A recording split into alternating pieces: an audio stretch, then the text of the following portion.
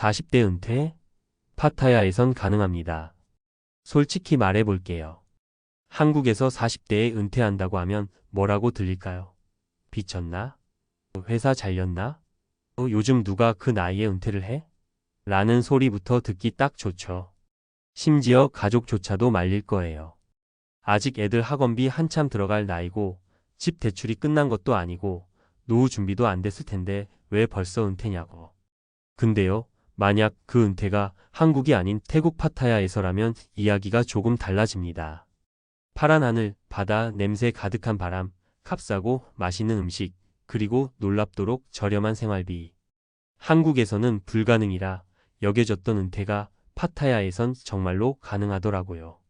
40대 중반, 인생의 방향을 바꾼 사람들 이야기. 그들이 왜 파타야를 선택했고 어떻게 그곳에서 살아가고 있는지. 그리고 우리가 은퇴에 대해 어떤 새로운 시선을 가질 수 있을지를 이야기해 보려 해요.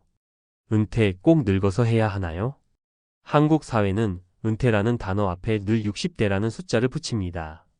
40대에 은퇴하겠다고 하면 도피성 이민, 현실 도피 혹은 망상으로 취급되기 일쑤죠. 하지만 조금만 눈을 바꿔보면 은퇴란 더 이상 일 안 하고 쉰다는 의미가 아니라 삶의 속도를 조절하는 선택일 수 있습니다. 그럼 파타야는 왜 자꾸 은퇴자들의 입에 오르내릴까요? 결론부터 말하면 적은 돈으로도 사람답게 살 수 있기 때문입니다. 그리고 이건 단순한 여행자가 느끼는 일시적인 환상이 아니에요.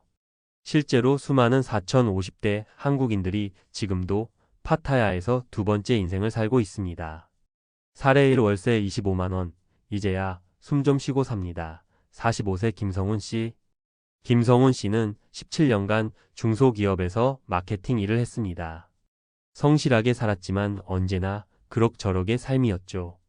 무엇보다 서울에서의 생활비가 너무 버거웠다고 해요. 아이는 중학생이었고 맞벌이를 해도 매달 마이너스였습니다. 결국 그는 아내와 상의 끝에 아이는 친가에 맡기고 먼저 파타야로 내려갔습니다. 처음엔 미쳤다고 했죠.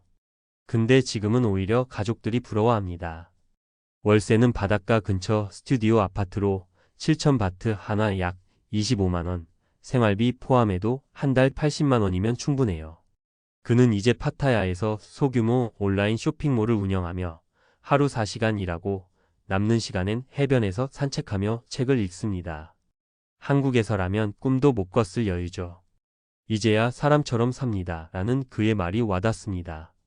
사례 2 병원비, 치과비 걱정 없는 나라가 있더라고요. 48세 유소영 씨. 유소영 씨는 간호사였습니다. 30대 후반부터 허리 디스크가 악화되며 병가와 복직을 반복했죠. 결국 병원 일을 접고 건강 회복에 집중하기 위해 떠난 곳이 파타야였습니다. 처음엔 한 달 살기였어요. 근데 의외였던 게 의료 수준이 꽤 괜찮더라고요. 태국의 국제 병원들은 외국인을 위한 시스템이 잘 되어 있어서 수술이나 치과 진료, MRI 비용이 한국보다 훨씬 저렴하면서도 친절했어요. 현재 그녀는 파타야에 장기 체류하면서 영어와 요가를 배우며 소박한 삶을 살아가고 있습니다. 몸이 회복되면서 마음도 여유가 생겼어요. 한국에서는 하루하루가 전쟁 같았는데 여기선 오늘 하루가 고맙게 느껴져요. 사례 3월 100버로도 남아요. 42세 송민재 씨. 송민재 씨는 2년 전 IT 회사에서 자발적으로 퇴사한 후 태국 파타야에서 원격 프리랜서로 전향했습니다. 처음엔 내가 미쳤지 싶었죠. 근데 지금은 월 100만 원 정도만 벌어도 충분히 생활하고도 남습니다. 그는 하루 4시간 정도 일을 하고 나머지는 대부분 동네 커뮤니티 활동이나 헬스, 여행에 씁니다. 여기선 사는 것 자체가 여행이에요. 그리고 사람들도 의외로 따뜻합니다. 외국인 친구도 생기고 한국보다 외로움을 덜 느껴요. 왜 파타야인가? 전문가가 말하는 핵심 3가지. 1. 생활비의 압도적인 차이. 한국에서 1인 가구 생활비가 월 180만 원 이상인 반면 파타야에서는 월 80만 120만 원이면 충분합니다. 그것도 넉넉하게요. 숙소, 식비, 병원비, 교통비 모두 저렴하고 합리적이죠. 2. 외국인 거주자 친화적인 시스템. 파타야는 외국인 장기 체류자 비율이 높아 비자, 통신, 의료, 부동산, 교육 등 모든 시스템이 외국인에 맞춰져 있습니다. 영어로도 웬만한 생활은 문제없고 한인 커뮤니티도 매우 활발하죠. 3. 일하지 않아도 존중받는 사회. 한국에선 일을 안 하면 게으르다, 무능하다는 낙인이 찍히지만 파타야에서는 일하지 않는 삶 자체가 자연스럽게 받아들여집니다. 무엇보다 나이에 대한 압박이 없습니다. 물론 낭만만 있는 건 아니에요. 파타야 생활이 무조건 장밋빛은 아닙니다. 언어 장벽, 현지 법규 이해 부족, 장기 비자, 발급 문제, 외로움, 가족과의 거리감 등 현실적인 어려움도 있어요. 하지만 이 모든 걸 감안해도 삶의 질 측면에선 파타야가 주는 여유가 훨씬 큽니다. 무작정 떠나는 건 위험하지만 준비된 이민은 오히려 삶을 회복시키는 선택이 될 수 있어요. 마치며 내려놓기가 아닌 되찾기. 40대에 은퇴한다고 하면 대부분의 사람들은 버리는 선택이라고 생각합니다. 하지만 파타야에서 살아가는 사람들을 보면 그건 되찾는 선택에 가깝습니다. 건강을 되찾고, 시간을 되찾고, 관계를 되찾고, 무엇보다 자기 자신을 되찾습니다. 우리 모두가 꼭 파타야로 떠나야 한다는 건 아니에요.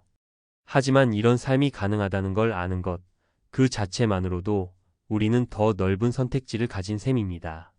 혹시 지금 지친 일상 속에서 도망치고 싶다는 생각이 들었다면 그건 도망이 아니라 변화의 신호일지도 모릅니다. 그리고 그 변화는 어쩌면 파타야에서 시작될 수도 있겠네요. 진짜 은퇴하고 싶다면 파타야를 숫자로 들여다보세요. 해외 이민이나 40대 은퇴라는 말은 멋지게 들리지만 막상 현실로 다가오면 제일 먼저 떠오르는 건 돈입니다. 대체 얼마면 가능할까? 내 자산으로도 가능한 일일까? 현실적으로 뭘 준비해야 하지? 이 부분 이제 구체적으로 풀어드릴게요. 1. 파타야에서 실제 드는 생활비는 어느 정도일까? 많은 분들이 오해하는 게 있어요. 동남아니까 싸겠지라고 생각하는데 막상 관광객 기준으로 보면 음식도 비싸고 숙소도 비쌉니다. 하지만 장기 체류자 입장에서 접근하면 얘기가 달라집니다. 1인 기준 최소 생활비 월. 임대료 20만 30만원 스튜디오형 콘도 1년 계약 기준. 공과 금 인터넷 5만원 내외. 식비 25만 35만원 현지식 중심 외식 포함. 교통비 5만원 이내 로컬 이동은 대부분 썽태우. 휴대폰 요금 1만원 2만원 무제한 데이터 포함. 기타 여가비 10만원 내외 헬스장, 마사지 등. 총합 약 70만 90만원 수준. 2인이면 120만원 선으로도 넉넉하게 살 수 있어요. 한국에서 이 정도로 살아보라고 하면 글쎄요. 상상도 어렵죠? 2. 어디에 살아야 할까? 지역별 특징. 파타야 안에서도 지역별 분위기가 확연히 달라요. 센트럴 파타야 외국인 많고 상업지구 중심. 콘도 가격이 높지만 편의시설 최고. 남부 파타야 프라탐락 힐 조용하고 현지 느낌. 가족 단위 거주자 많음. 바다뷰 콘도 다수. 푹부나꿀루와 은퇴자들에게 인기. 한적하고 임대료 저렴. 한인 밀집 지역도 일부 존재. 좀티엔 바닷가와 가까운 로컬 분위기. 외국인과 현지인 혼합. 임대료 저렴. TIP 처음엔 에어비앤비나 단기 숙소에서 한두 달 살아보고 마음에 드는 지역에 장기 임대 계약을 하세요. 파타야는 6개월 1년 계약이 일반적이고 장기일수록 월세가 싸집니다. 3. 파타야에서 가능한 소득원은 40대에 은퇴한다고 해도 아예 돈을 안 벌겠다는 건 아닐 거예요. 가볍게, 무리하지 않게 조금이라도 수입이 나면 마음이 더 편해지죠. 현실적으로 가능한 소득원 3가지 소개해 드릴게요. 1. 국내외 프리랜서 원격 1. IT 디자인, 번역, 영상 편집 등 국내에서 재택 프리랜서로 일하던 분들이 그대로 파타야로 내려옵니다. 인터넷만 되면 어디서든 일할 수 있는 세상이니까요. 수입 월 100만원 내외로도 충분히 생활 가능. 이 유튜브 블로그 수익, 여행 콘텐츠, 이민 브이로그, 로컬 음식 소개 등 파타야는 영상 소재가 무궁무진합니다. 조회수가 많지 않아도 현지 저비용 생활 덕분에 수익 대비 효율이 높습니다. 3. 소규모 온라인 사업. 국내 구매 대행, 위탁 판매, 디지털 노마드 사업 등 일부는 파타야에 거주하면서 사업자 등록은 한국에 두고 일합니다.